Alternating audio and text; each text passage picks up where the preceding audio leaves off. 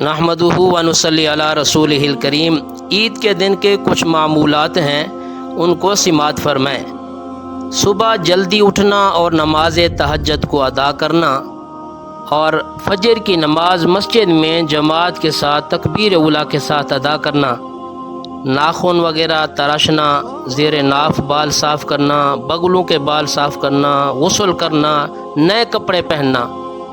अगर नए कपड़े नहीं हैं तो जो साफ़ कपड़े हों वो पहनना, अगर सफ़ेद लिबास हो तो उसको पहनना। और ईदगाह जाने से पहले खजूर छुआरे वगैरह खाना, 1 खा लें, 3 खा लें, 5 खा लें, यानी ताक की सूरत में खजूर वगैरह को खा कर जाना। और सदकातुल फ़ितर ईदगाह जाने से पहले अदा करना। अगर सदकातुल फ़ितर आपने अदा नहीं किया तो ईदगाह की तरफ जाने से पहले उसको अदा करना, गंदम के हिसाब से या जौ के हिसाब से या खजूर के हिसाब से या किशमिश के हिसाब से।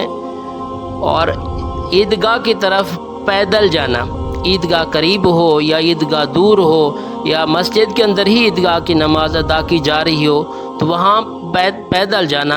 हाँ, अगर कोई माजूर है, कोई बीमार है, कोई बूढ़ा है तो वो सवारी पर अगर जाना चाहे तो वो जा सकता है, वरना कोशिश करना कि पैदल जाना। और तकबीरात कहते हुए जाना है, अल्लाहु अकबर, ला इलाहा इल्लल्लाहु अल्लाहु अकबर वलिल्लाहिल हम्द। और जो ख़वातीन हैं वो अपने घरों में रहें, वो ईदगाह की तरफ ना जाएं, वो अपने खावंद की, कोई अपने भाई की वो क्या करें, वो तैयारी करें, वो अपने घर के अंदर रहें।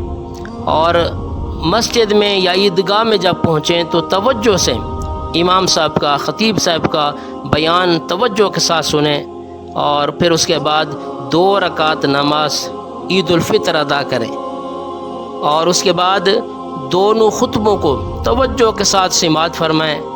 और ईद के दिन शरीयत के दायरे में रहते हुए जो भी खुशी मनाना चाहें, यानी ऐसी खुशी जिसमें कहीं अल्लाह का हुक्म टूट ना रहा हो और प्यारे नबी जनाब मोहम्मद मुस्तफ़ा सल्लल्लाहु अलैहि वसल्लम की सुन्नत छूट ना रही हो, तो शरीयत के दायरे में रहते हुए खुशी का इजहार भी आप कर सकते हैं। अच्छा खाना, लिबास, कुछ हंसी मजाक शरीयत के दायरे में रहते हुए आप कर सकते हैं।